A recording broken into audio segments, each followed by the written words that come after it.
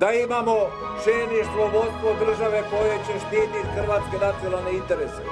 S ovakvom hrvatskom vladom mi smo taoci onoga što oni rade.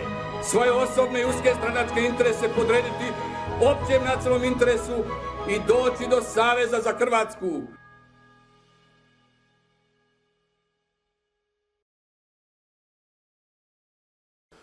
Evo, želim prije svega pozdraviti vas Zadranke i Zadrane, Dalmatinke i Dalmatince ovdje u Zadru, koji je itekako i u vrijeme Domovinskog rata propatio, ali ne samo u vrijeme Domovinskog rata, naravno sve vas branitelje, veterane iz poznatih i slavnih herojskih brigada koji su branili i obranili ne samo Zadar, ovu županiju, ne samo Dalmaciju, nego i cijelu Hrvatsku oslobodili. A ja sa ovoga mjesta pozdravljam naravno i ja vjerujem i vašu regionalnu stranku HDSSD, Hrvatski demokratski slobodarski savez Dalmacije, koji isto ima gotovo istovjetne ciljeve sa ovih 8 političkih stranaka koji su osnovali i ušli u Savez za Hrvatsku i koji, naravno njihova stranačka tijela, su donijeli odluku o pristupanju u Savez za Hrvatsku. Prema tome i vi u Dalmaciji imate svoju autentičnu, domoljubnu stranku koja itekako su im na srcu hrvatski nacionalni interesi, ali interesi Dalmacije, interesi Zadra, svih gradova, ne samo ovdje u ovoj regiji, nego širom lijepe naše. Zašto Savez za Hrvatsku? Evo još jedna poruka, više nego išta, potrebno nam je zajedništvo. Vi to jako dobro znate ovdje u Zadru 90. godina, kada se stvarala Hrvatska država, kada se branila Hrvatska država, koliko smo svi bili zajedno, koliko smo maštali kakvu to državu želimo. Onome što tih godina obrane, borbe protiv srpsko-četničke agresije i ovdje itekako u Dalmaciji, onome o čemu smo razmišljali, kako ćemo osigurati budućnost našim mladima, našim umirovljenicima, nama samima, našima obiteljima. Da li se, evo, nakon 24 godine to ostvarilo? Da li mi imamo ono o čemu smo razmišljali, o čemu smo maštali? Da li imamo takvu državu? Da, svoju državu imamo. Ali nemamo državu u kojoj vlada poštenje, u kojoj vlada pravda. Nemamo državu u kojoj dostojno mjesto ima naš, evo ovdje, ribar na Jadranu, ovdje u Dalmaciji, seljak u Slavoniji i u drugim dijelovima Hrvatske, radnik i naš, naravno, umirovljenik, ali posebno naši mladi, naša djeca. Zar je to država dostojna hrvatskog čovjeka gdje mladi, naši kćeri, naši sinovi, tražeći posao, moraju odlaziti van? Zar je to država u kojoj vlada korupcija i kriminal? Zar je to država u kojoj ministri završavaju pod istragama potpuno opravdano ili u zatvorima? Zar je to država koju može voditi jedan Milanović i ovakva jedna nesposobna, nekompetentna vlada čiji ministri lutaju, a imate vi Grčića, vjerojatno ga dobro poznajete iz ovih krajeva? Da li to na nešto liči?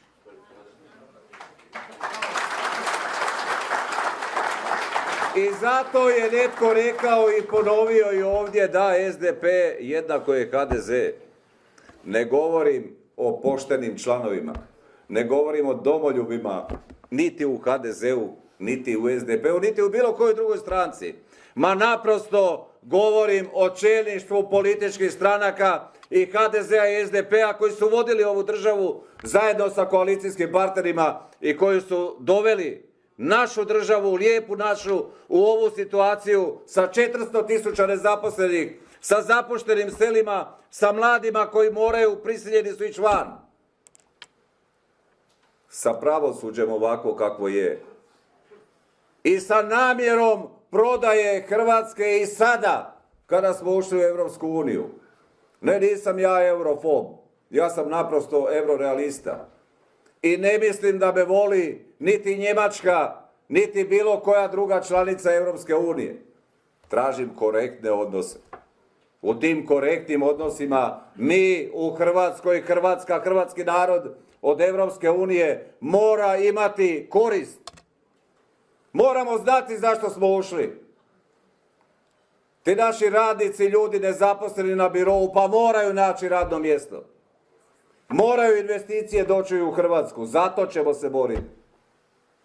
Borit ćemo se da nas poštuju, da nas ne ucjenjuju, da imamo čelništvo, vodstvo države koji neće sagibati glavu, koji neće savijati kičmu, nego koji će štititi hrvatske nacionalne interese do kraja. Da, eurorealisti smo. Izbori su za Europski parlament 25. svibnja.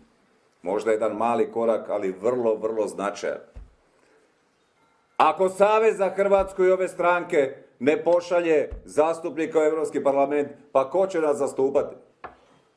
Da li HDZ, koji je pregovarao i ona pregovaračka poglavlja potpisivali zajedno sa koalicijskim partnerima, ne razmišljajući o tome što potpisuju, u kakvu će situaciju dovesti gospodarstvo i poljoprivredu i mlade i sve ovo ostalo, na kakav način pristupamo u Europsku uniju.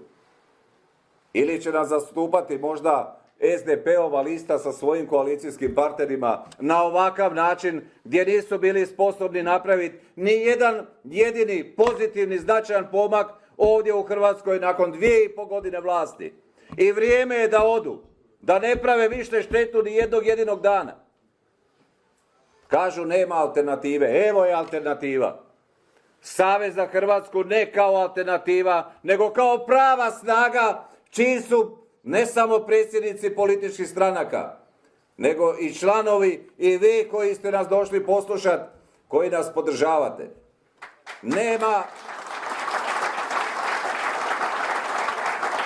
Hrvatskoj u ovoj izvanrednoj situaciji više nego ikada treba Savez za Hrvatsku, domoljubne stranke koji će na stranu staviti svoje osobne ili uske stranačke interese i boriti se za hrvatskog čovjeka, Hrvatsku državu i hrvatski narod, za dostojnu poziciju u Europskoj uniji gdje ćemo od nje imati koristi. To neće dati ni SDP ni HDZ. 25. svibnja izađite svi na izbore. Sad kad se raziđemo odavde imamo dovoljno vremena. Pričajte, zovite i susjede i obitelji. Neka Hrvati i hrvatski narod odluče na biralištima. Neka ne ostaju doma. Dajte da izlaznost bude značajno veća ili velika. I glasujte naravno za svoje, za listu broj 9 koju predvodi gospodin dr. Milan Kujundžić. A mi ćemo se i u Europskom parlamentu, naši zastupnici, založiti da se glas prave Hrvatske, Hrvatske o kojoj smo sanjali, Hrvatsku kako hoćemo, dobru, pravednu i poštenu Hrvatsku, takvu Hrvatsku koja će biti regionalni lider u Europskoj uniji, za nju ćemo se zalagati. Za radna mjesta, za proizvodne pogone, za umirovljenika, radnika, ribara, poljoprivrednika, za gospodarski pojas na Jadranu. To ćemo se zato boriti i zato ćemo se izboriti ne samo u Europskoj uniji, nego ovdje u Hrvatskoj. I ovdje treba pomesti ove političke elite, lijevih i desnih, koje su nas dovele u ovako stanje. Ali to je drugi korak i na predsjedničkim izborima i na parlamentarnim izborima koji sasvim sigurno slijede. Hvala vam što ste večeras došli i što nam dajete potporu.